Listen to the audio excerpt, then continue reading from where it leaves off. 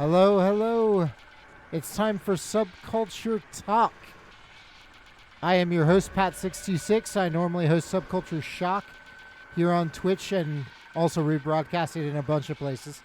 But on Thursday nights, I like to talk with various artists, DJs, promoters in the goth industrial scene. And it is my pleasure, actually, tonight to bring you up-and-comers in the Virginia music scene. We have musyne. And so that includes starting off with Sylvie. Hey, I'm Sylvie. And also Arden. Hey. You claim I'm from Virginia, but I am from the other side of the pond. Okay, so I get to claim you all as Virginia because Sylvie's in Virginia and I'm in Virginia, and therefore it makes me sound cooler to have you in my state. You're an honorary Virginian. I feel honored. You shouldn't. Have you have you ever been to Virginia? No, I left. Actually, I'm from Canada. I'm from Manitoba. I left Canada twice in my life. Once I went to Chicago, and once I went to Minneapolis, and that's it. Otherwise, I've never really done any traveling. Okay, so you right now live the dream of everyone who's ever lived in Virginia. There you go. So, thank you all for coming in this evening. So, I have had a wonderful time this week actually trying to nail down what to even describe your band as. Other than definitely not something I could have on the background of the show tonight and still be able to hear all of us. But how would either of you describe the music that you make, and also the band name, just in case I pronounced it incorrectly? Yeah, the band name is musyne. It's actually from Voyage of Louis by Louis Ferdinand Céline. Musyne is a violinist and courtesan who dates the protagonist Bartholomew very briefly. Can't wait to get rid of him. She's a fun character, and I just faintly remembered that name, and I was like, you know what, that's perfect for the name of a power electronics project. As far as describing our music, I'd say it's simply abrasive. Yeah, it's mostly loud. Mostly loud. So, the first question that I tend to ask of the groups that I have here on Subculture Talk is actually going to be the third question, because the first one I just asked you, and the second one, Sylvie, I have already had 2 people comment on it in chat. So tell us all about that Garfield plushie. This is Crackhead Garfield. He's Is he? This is my son. Please tell me he's the band mascot and he's gonna show up at like all your shows from this point on. He is actually. So he's actually going to be on the cover of a harsh noise wall project that I'm going to do, based on the executable file of Garfield Kart Furious Racing. I opened the executable file in Audacity, and I'm going to distort it all and layer it, and he'll be featured in that way. That's wonderful. That is. Yes. I'm a big Garfield fan. I run a bootleg Garfield merchandise store that's actually very successful. What? Yeah. So wait, is that one of your products then? No, I could never create such an object art. That's wonderful. Okay, so of course the first question I usually ask is if both of you could give me what I like to call your supervillain backstory. How did you get involved in making aggressive, loud music? Oh, geez. So Sylvia's is a lot longer than mine. Yeah. Yeah. So I started playing guitar when I was 12, and I had a couple of projects in high school. I was in a grindcore band and an industrial black metal band. Neither of them were very good. They were very much products of being a high school guitarist. And after I dropped out of college the first time around, I got really into folk and started playing mandolin and banjo and fiddle, and had a little folk punk project called the Manic Ragdolls. Then I kind of fell out of music for a while. Once I hit 24, I got really into I got really into drugs and started selling instruments, and then last year that's a huge part of most musician success stories, though. Yeah. Yeah, it's just part of it. It's just part of being a musician. You get really into drugs. So let's see here, around November of 2020, I'd been listening to noise for quite a while, and at the time I was mostly into harsh noise like Killer Bug and Merzbow and love Merzbow and stuff. Yeah, it's a classic. Like it's hard to sift through Merzbow because he has like 200 albums. So it's hard to find it, but a lot of it's good. And I bought a mixer, some patch cables, and like 2 guitar pedals, and just started doing no input mixing. And then I sort of refocused in September. I sort of realized that harsh noise isn't really what I want to be doing anymore. I want to venture into more of an industrial power electronics arena. Harsh noise, I don't know, it just felt limited. So I asked Arden to come on board to do spoken word, and that sort of defined the direction of musyne, which, I chose the name hastily because I had a live performance in Richmond thrown together last minute, and needed something to call yourself. Yeah, exactly. So yeah, that's how I got into this. That's my story as a musician. Arden, how did you come to be?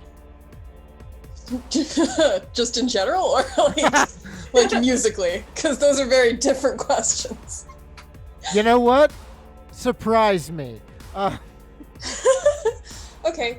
Well, musically, I don't have a whole lot of experience. I took piano lessons when I was a kid, and I played in like the school band, and that's like it. And then Sylvie was like, "Do you want to read a thing for me?" And I was like, "I don't know if I'll be good at it, but sure, why not?" And then I did it, and she said it was great. So that's the end of that story. Yeah, I specifically asked Arden because she has an extensive background in acting. Yeah, so my kind of artistic path, I guess, for lack of a better word, is I've been, since I was 3 years old, I was taking theater lessons. Wow. Like learning how to make puppets, act, kind of write a little bit, direct a little bit, some production-y stuff. So very theater oriented. I started performing professionally when I was 12. And I used to do like little like events where you would like write a show, and like there was a big event I used to go to a lot called 24/7 with the theater school that I went to, where we would 24 hours write, assemble, direct, and perform 7 shows. Not just one. One of those events, because normally that's the event I'm familiar with, where you do a show within that time. No, that's for pansies. You have to do 7. We did 7. 24 hours, 7 shows. Good God. And I acted in a couple of them every year, and then I directed a couple of them a couple years later, and then I aged out of the school. And I just was always kind of in that world. So I have a huge background in performance, and I have a huge background in just speaking in a way that is nice to listen to, I guess. Right. Not so much music, but definitely performance. I was gonna say, I too talk a lot, but yours is a little bit more professional than mine. I got taught how to talk good. So I got a certificate that says I talk good. So do you have a lot of familiarity with, obviously, Sylvie comes from a pretty big noise background. Do you have a lot of familiarity with this style of music? No. Absolutely not. I'm just here for fun. It's interesting to listen to from like a totally outside perspective, because like I know nothing about this scene, and I know nothing about these genres of music, and I know nothing about this like kind of aesthetic. And I guess Sylvia is the first person who introduced me to this kind of branch of music, and I didn't really get it when I first heard it. And a lot of it sounded very similar to me. And it's still like not super my thing, but I definitely appreciate it. And like the more I listen to, the more I can like kind of pick out specific things that make things good or specific things that make things bad. And I'm learning to appreciate more like the intense technical process that goes into something like this. Like it's like ridiculous amounts of, you have to know so much about what you're doing and what things you have in front of you and how things plug together to make the sounds that are being made. It's really, really impressive, even if it's not like something a lot of people pay a lot of attention to, at least from my understanding. Wow, what an incredible segue, because that brings up a question for Sylvie. Explain some of the technical artistry that goes into this, because when we talk about just making something loud and making something harsh, I know the common misconception is that's very easy to do. In some regard, I mean, it can be. Like, there's a huge noise scene in Richmond, actually, surprisingly. There are shows like every month that I tend to go to. And some people you just throw together some guitar pedals, chain them together, make a feedback loop, maybe plug in a contact mic and mess with the knobs. And that produces certain sounds. And you know, that's fine and dandy, but it's a very limited way to make this music. Like I said, I got into it initially with no input mixing, which I have a 12-channel Mackie 1202 DLZ mixer, and you just plug outputs into inputs, and then it creates this like really crazy series of feedback loops, and kind of fritzes the mixer out. And there's definitely like you get a feel for the instrument. I definitely, as I progressed, got a lot better at intuiting it, but there's with the mixer it's kind of hard to predict, because every time you turn one knob it changes the function of another one. So it's kind of a fun generative music thing. It almost sounds like chasing the dragon, though. Yeah, yeah, yeah, it is. And eventually I got tired of doing that. It just felt way too limited. So I bought a Korg MS-20, represent, and started learning synthesis, which the further you get into synthesis, the more complicated it becomes. Like I'm currently building a Eurorack skiff. I was gonna hold out for a bigger case, but I decided to just get a skiff and kind of make a self-contained live unit. So with the Eurorack, it's a modular synth system. So whereas with something like my Wasp, everything is pre-connected. So Right. You know, your oscillator goes into your filter, goes into whereas with a modular system, you have to create all the connections yourself. So it allows a far broader range of sounds, and allows you to get really hands-on and creative with how you synthesize things.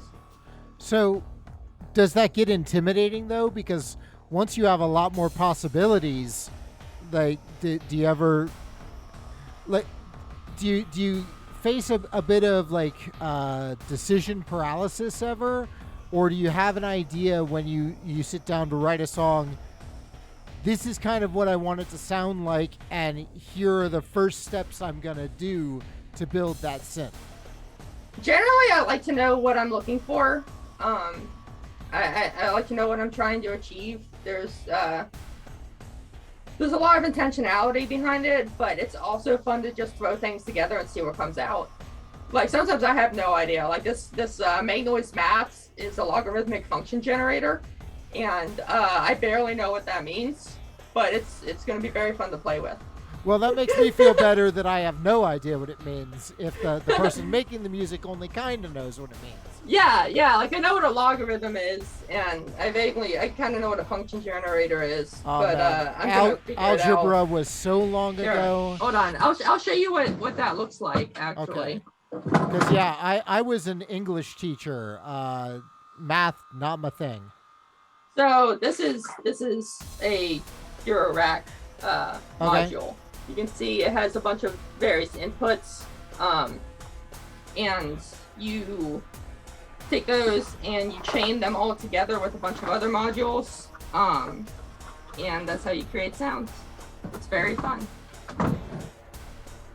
I love it. And I also just started getting into like guitar. Like I just bought a Fender Telecaster, and I'm starting to teach myself to play guitar again. So there's going to be some guitar on the next album, but mostly it's synthesizer. So you're kind of coming full circle. You started playing guitar, now you're making electronic stuff, but now you're going to start weaving guitar back into it. Yeah, exactly. I have a friend who advised me to never make noise with a guitar, but I think he's wrong. That's what friends are for. So, what made you decide to put spoken word on top of it? I had the arrangements, and I found that I had I kind of knew going into it that I don't have the best speaking voice. Not for like making this sort of music, at least. And I knew I wanted to do something with vocals. The last track, Cut, on Mudwater Mirror has my vocals, but it's just me shouting into a contact mic. And I knew I didn't want that to be the whole of it, because it just didn't fit the other tracks I was making. And I had the idea to use literature, and I wanted that to be at least partially comprehensible.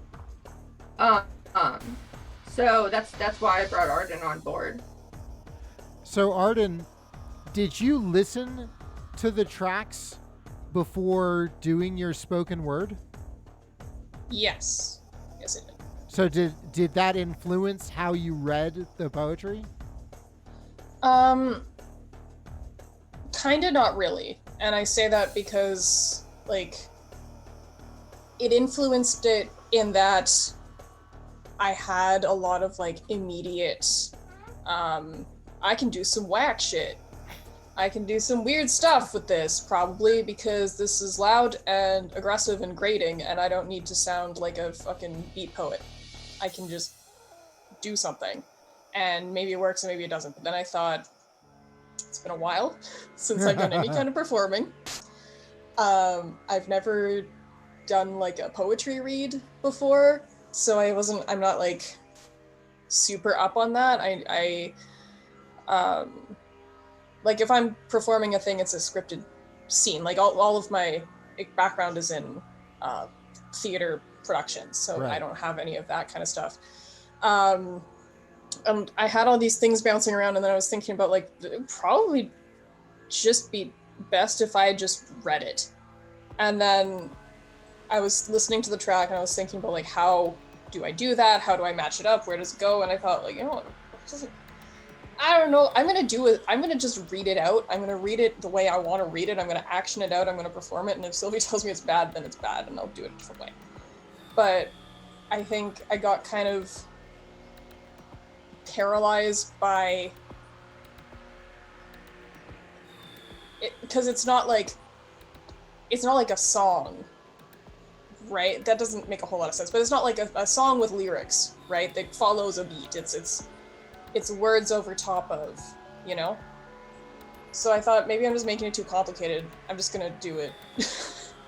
And people liked it, so it works for me. Did it go through a lot of takes, or was it just like, you know, you read it a few times and Sylvie was like, yeah, this is perfect? It went through a lot of like thought of how I was going to do it and how I was going to present it, and practice in what I thought I was going to do. And then when I just said fuck it and scrapped all that, I did a few takes just privately, and stuttered all of them and deleted them all, and then I just sent Sylvie the finished product of what I was happy with. And Sylvia was just like a match made in heaven, huh? It was. This album would not have worked without Arden. She was absolutely critical to the album sounding the way it did, and I couldn't be happier with the way she read.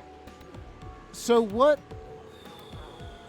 made you want to choose spoken word poetry that already existed, versus using like your own lyrics?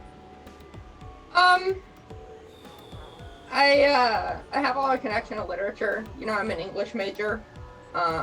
Ditto. Hell yeah, solidarity. Yeah, and I had my initial plan for musyne was to do an entire album of Sylvia Plath. Because I had just revisited. I'm a delivery driver, so I have a lot of time to just listen to books on tape, as well as music and podcasts and stuff. And I just listened to The Bell Jar for the first time since I was a teenager, and it's like, you know, I really need to revisit her poetry because it meant so much to me when I was younger, and decided I wanted to do an album around it. But then when I brought Arden on board, I really wanted her to do poetry that's personal to her. And that sort of led to, rather than a focus on Sylvia Plath, a focus on poetry that we felt expressed parts of ourselves that, like, I think part of it is, like, the idea of Mudwater Mirror is the complicated nature of identity and trying to kind of actualize that through a dialogue, and finding that dialogue through relation to the words of others that resonates personally with us. So yeah, I definitely went through a whole lot of poetry, because I think Sylvie approached me at one point and just said, like, you know what, fuck it, just pick something that means something to you. And I don't read a lot of poetry, or at all in general, because I'm bad and don't have time or energy to. So I was skimming through a whole bunch of poetry, and I was thinking about, like, what do I have very strong feelings on that I don't really talk about? Because those tend to be the most evocative things for me, because you're keeping it all in, and that's what led me to finding Marilyn Dumont. Because I just didn't, like, it's something very internal that I don't express ever to anyone. And I can probably pull something out of that that is appropriate for an intense emotional album. You know, with both your answers now, Arden, there's this kind of tradition in dark music, especially in goth, but also in industrial and dark electronic, where eventually whoever is making that music tries to separate themselves from that music as much as possible. I'm not gothic. And I love this because both times now you're like, actually, no, I'm not really into this kind of music. I'm not really into poetry. But Sylvie was like, hey, want to do this? And I didn't have anything better to do. And now look at me. That makes you that makes you belong in the scene more than 90% of the bands out there, because you've already achieved what they keep trying to do. I don't know. I don't really think of, like, I like music, I like making things, I like creating things, and I don't have an outlet for creating things, and Sylvie gave me this outlet to create things that I have fun doing, that I can approach in a way that I understand how to approach, and it's not like like, we're pretty tight, so it's not like a you must be perfect or fuck you, you're done, right? It's a collaborative kind of easing process into making something that is not something I ever thought I would be able to be a part of, and is extremely good. So. Well, I think that's the most important part, that you're both having fun and you both like what you're creating. Yeah, initially I was worried that Arden was just doing this as a favor for a friend. But the more I talked to her, the more I realized that she was really invested in the project, which pretty reassuring. So I know that you started off the first project, like you said, reaching out to her to get her involved with it.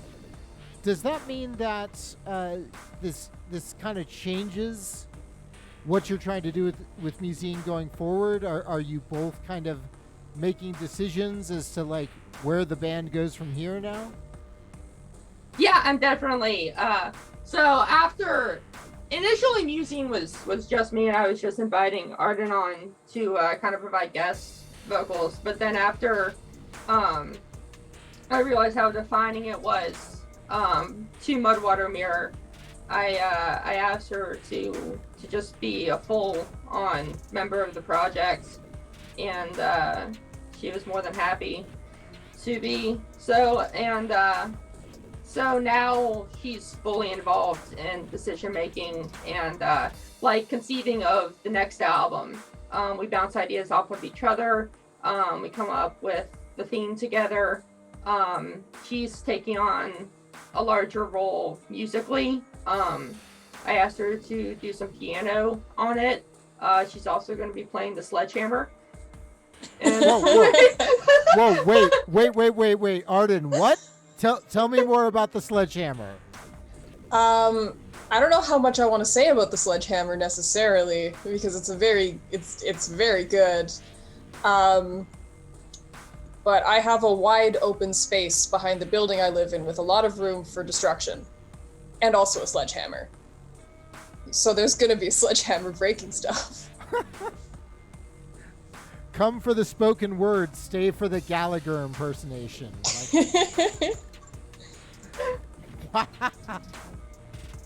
So, okay. That does actually, though, bring up a couple of questions. So the first one, Sylvie, I know that you do this project live as well, but obviously with Arden being on the other side of the pond, as she put it, where does that leave the live performances for musyne? So, the way I did the first live performance when I headlined in Richmond was I just performed Cut, which, was entirely me on the album, vocals, electronics, everything.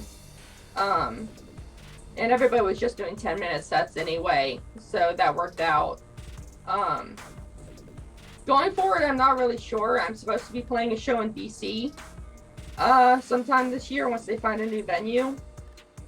And I'm trying to decide whether I'm going to play cut again or if I'm just going to come up with something entirely different. Ideally, eventually, we'll be able to get together and do a small tour or something with both of us. But that's prohibitively expensive. I'm going to Manitoba this summer to see her, and it would be cool if we could pull something together for that. I know my friend Seamus wants to play a show with me. I'm just not sure how comfortable I feel bringing expensive synthesizers on a plane. I'm trying to figure that out. And if nothing else, I think Arden's coming here next year. And we can probably put a show together in Richmond. But for now, it's just me doing my style of vocals, which is shouting into a contact mic through like 3 distortion pedals. Have you thought about just sampling, or is that just off the table? Like sampling her spoken word and playing those samples live? I mean, it's possible, but it wouldn't be at all the same as having her there. I'm not a big fan of playing samples. When I played live, I incorporated a cassette deck, but it was used in a very specific manner, and I don't know. It doesn't feel authentic to me, right, to do it that way. Okay. So the other big question that this brings up then is, and this is really for both of you, you know, we've danced around it a little bit.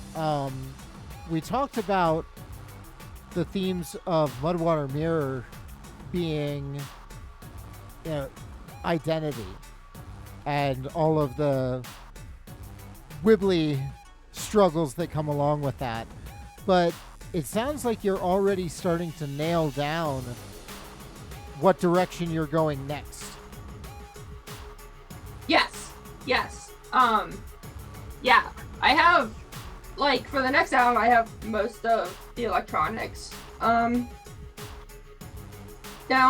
and it's a lot gloomier. It's a lot more in the realm of like death industrial. A lot slower paced, a lot more spoken word.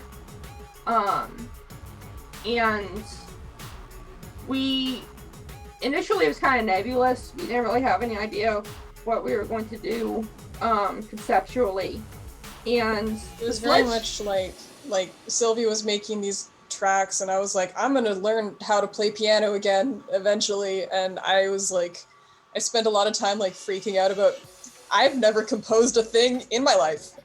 And it was just kind of like, we're just throwing ideas around, uploading things into our folder, or Sylvie was uploading things into our folder. I've been laying face down on the floor for a month, basically. And then it kind of started to come together when we started talking about like what we wanted to do for the spoken word end of things, I think. Yeah, and it really came into focus with because when I told Arden we're gonna write our own stuff for this next album, she immediately kind of jumped on.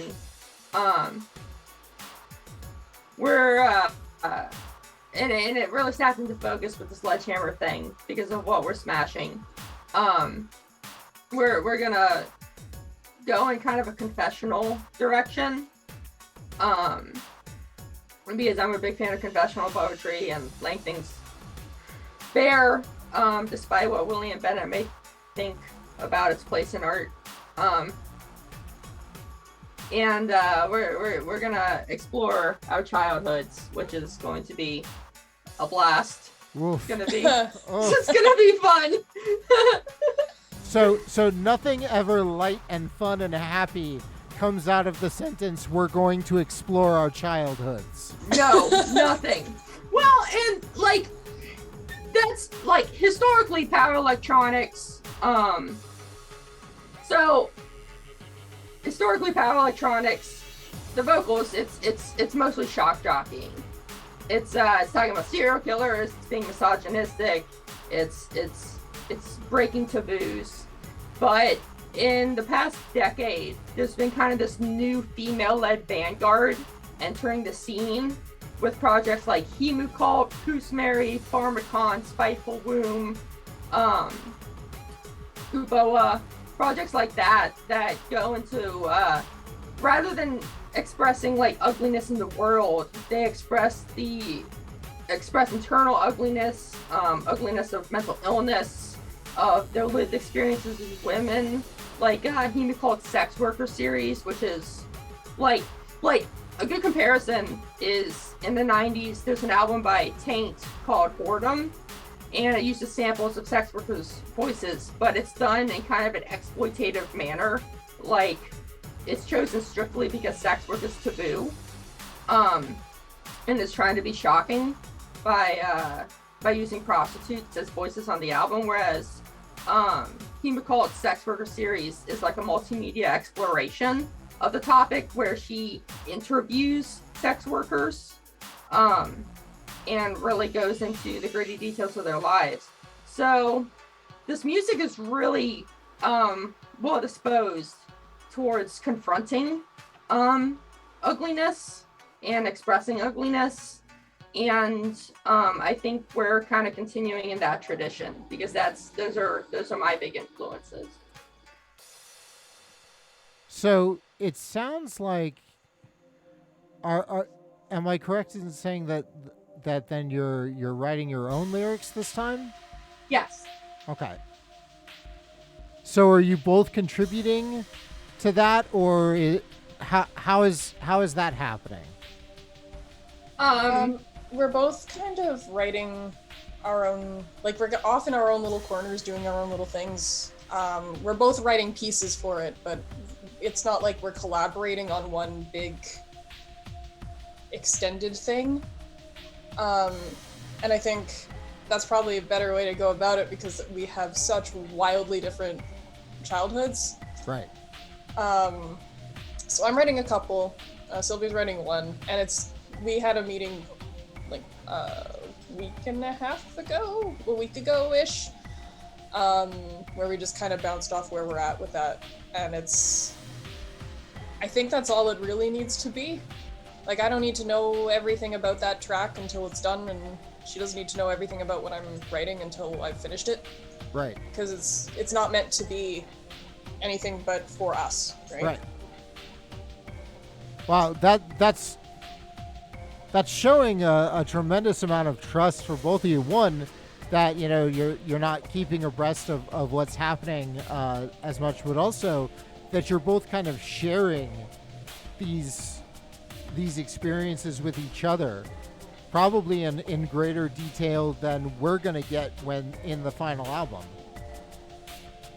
And I don't know, that's just impressive to me. That it's nice that a trust and a friendship like that can come out of just people that just decided to make music together. Well, we've been friends for quite some time before not starting making music. We've had some conversations. So I think there's nothing that I'm gonna be putting onto any kind of musyne thing that I wouldn't trust Sylvie with. And if I draw a hard line, I trust her to respect that hard line. Yeah, absolutely. Arden and I met through online tabletop like a year and a half ago, and after a point we just like talk every day throughout the day. So I feel pretty close to Arden, and she's one of the few people I feel comfortable discussing these topics with in any detail. So since you're both working on your own individual pieces, is Arden still going to be doing the majority of the spoken word, or for your piece, Sylvie, are you going to be performing that? That was a bit of an internal debate initially. I wasn't sure, because again, I really think music like this needs to be authentic. Right. And I wasn't sure if having somebody else read something that personal would have that authenticity. But Arden kind of explained to me that as a performer, that's what she does. Is take something like that and I don't know, Arden can explain it better than I can. Well, like when you have a role in a play, any role, doesn't matter, Hamlet, sure, let's say you're playing Hamlet, you can't, I hesitate to call it method acting because I'm not a method actor, but I've never approached a role and had in the back of my mind while I am performing that this is me performing the role. I've always had in the back of my mind, like, I have to be this person, I have to understand this person, I need to know where they're coming from and know how they would react to things and why they're saying the things that they are. And I think the same holds true for what we're doing here, is that I need to, if I am presented with a thing to read, I am a professional, I will do what I can to read it as authentically as possible. I will try to put in, we call it actioning, pick apart the thing and assign verbs to whatever lines or sentences or thoughts and do my best to make it as authentic as possible. And I have the benefit of my person who I'm trying to emulate not be fictional. So she can just outright tell me, like, no, you're doing it wrong. This isn't right. This isn't how I feel. But it's, the point of performance is not to pretend to be someone else. The point of performance is to become someone else. So if what I'm doing works when I am becoming someone else, then great. If it doesn't, I'm not hurt by that. I had the wrong reading. It happens. Well, and so an interesting comment made in chat from Aleph G.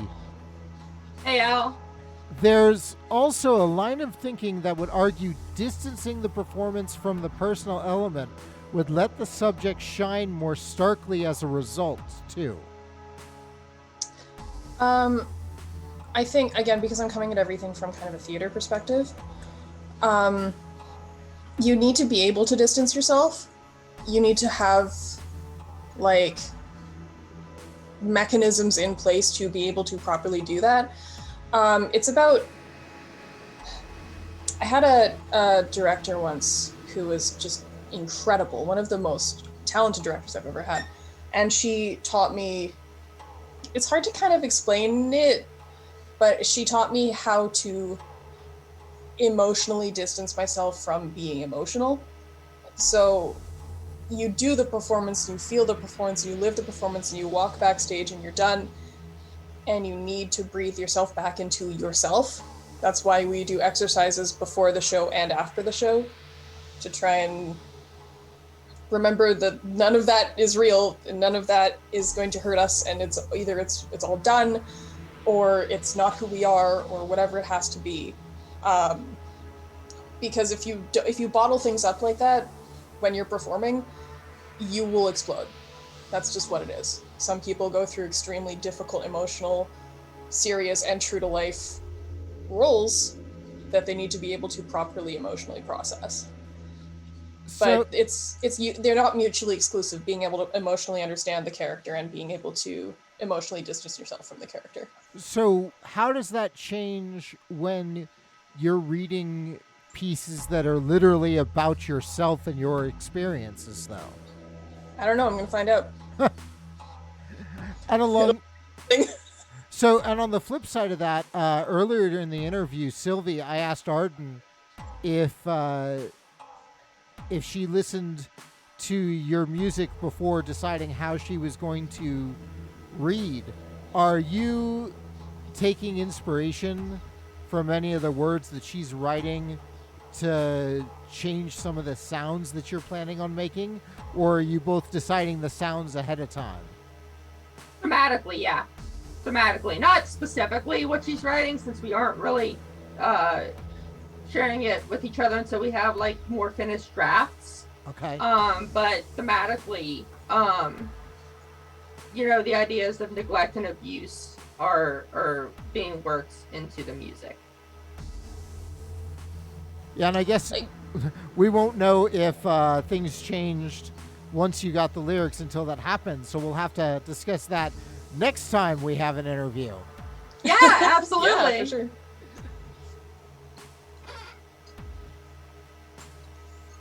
Well, can you believe that we have now been talking about this stuff for 45 minutes? No. Welcome. So is there anything else that you'd like to bring up before we start plugging your shit? I think we kind of ran the gamut. We covered a lot of interesting stuff that I wasn't expecting to cover. This was fun. I don't really have anything that I like pressing that I need to express. No, I'm good. I was walking into this interview like completely. I didn't even know how long it was going to be. I was just kind of ready to talk until I ran out of words. Oh, well, in that case, let's do this for a few more hours then. Let's just kick out the jam. I do have work tomorrow. I do have to be up at a certain time, but I can give you maybe 3.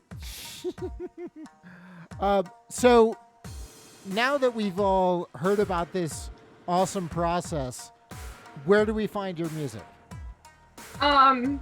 Mudwater Mirror is on Mutual Aid Records, is Bandcamp. They've released a few albums since then, so you gotta dig a bit. You can find everything at linktree/musyne. It's linktr.ee/musyne, MUSYNE.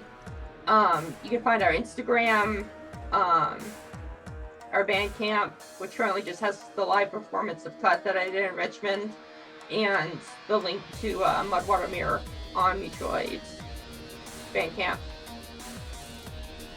Awesome.